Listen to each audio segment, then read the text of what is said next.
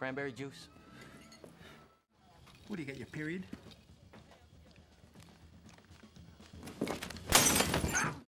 ఈ సినిమా గురించి మాట్లాడితే మాటలు చాలవు. Has more fucking leaks than the Iraqi Navy. Fuck yourself. I'm tired from fucking your wife. How's your mother? Good, she's tired from fucking my father. ఈ కథ Boston నగరంలో జరిగే mafia ప్రపంచాన్ని చూపిస్తుంది. ఇక్కడ మంచి చెడు మధ్య స్పష్టమైన గీతలు లేవు. ప్రతి పాత్రలో ఏదో ఒక లోపం ఉంటుంది. అదే సినిమాకి అసలైన శక్తి. ఈ సినిమాలో మనకు కనిపించే అద్భుత నటులు ఎవరో తెలుసా? లియోనార్డో డికాపియో, మాట్ డేమన్, జాక్ నికోల్సన్, మార్క్ వాహల్బర్గ్ లాంటి గొప్ప నటులు ఈ చిత్రానికి తమ అభినయంతో ప్రాణం పోశారు. Hey asshole, he can't help you. I know what you are, okay? I know what you are and I know what you're not. I'm the best friend you have on the face of this earth and I'm gonna help you understand something, you punk. You're no fucking cop. Leonardo ఇక్కడ William కోస్టిగన్ JR పాత్రలో కనిపిస్తాడు. ఒక police అయిన గ్యాంగ్లోకి రహస్యంగా వెళ్లి తన అసలైన జీవితాన్ని మరిచిపోయిన మనిషి. ఆ భయం, ఆ గందరగోళం, ఆ ఒత్తిడి ప్రతి సీన్లో చూపించాడు. లియో నటన చూస్తే మనం మరిచిపోతాం ఇది సినిమా అనేది. Fucking pussy. Hey, stop it! Break it up! Stop it! Fuck you, motherfucker! God damn it, stop it! Matt Damon Colin Sullivan పాత్రలో కనిపిస్తాడు. ఒక పోలీస్ అధికారిగా కనిపిస్తూ లోపల మాఫియాకి పనిచేసే మోసగాడు. బయట కనిపించేది నిజాయితీగల అధికారిలా ఉంటుంది. కానీ లోపల పూర్తిగా మోసం నిండిపోయి ఉంటుంది. జాక్ నికోల్సన్ ఈయన గురించి ప్రత్యేకంగా చెప్పాల్సిన పనిలేదు.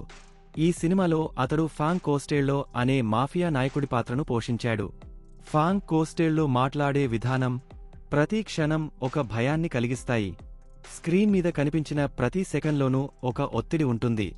ఈ సినిమా యొక్క కథనాన్ని ఎంత గొప్పగా నిర్మించారంటే ప్రతి మలుపు తర్వాత ఇప్పుడు ఏం జరుగుతుందా అనే ఉత్కంఠ పుట్టిస్తుంది. మార్టిన్ దర్శకత్వం గురించి ప్రత్యేకంగా చెప్పాలి. ఆయన ఈ సినిమాను నెమ్మదిగా కానీ బలమైన భావాలతో నిర్మించారు.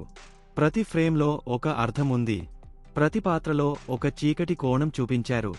చిత్రీకరణ విషయానికి వస్తే బోస్టన్ నగరాన్ని చీకటి రంగులతో, చల్లటి భావాలతో చూపించారు. అది సినిమాలోని గంభీరతను ఇంకా పెంచింది. సినిమాలో వినిపించే సంగీతం కూడా అద్భుతంగా ఉంటుంది. మన హృదయంలో అంతరంగికమైన భయాన్ని కలిగిస్తుంది. మొత్తానికి సినిమా చివరికి మనం ఊహించని మలుపు తీసుకుంటుంది. ఏ పాత్రకు హామీ లేదు. ఏ పాత్ర కూడా పూర్తిగా మంచివాడి మాదిరిగా ఉండదు. ఇది మన మనస్సులో ఆలోచనను కలిగిస్తుంది. ఎవరు నిజంగా మంచివాడు? ధర్మం అంటే ఏంటి? ఈ సినిమా చూస్తే ఒక్క క్షణం కూడా మనం చూపు తొలగించలేం. ప్రతి మాట, ప్రతి చూపు, ప్రతి మౌనం కథను మరింత బలంగా ముందుకు తీసుకెళ్తాయి. ఈ సినిమా గొప్పతనం ఒక్కటే కాదు, ఎలా చెప్పబడింది, ఎవరి ద్వారా చెప్పబడింది అన్నీ కలిపి ఒక అద్భుతమైన అనుభూతిని మనకు ఇస్తాయి. Okay.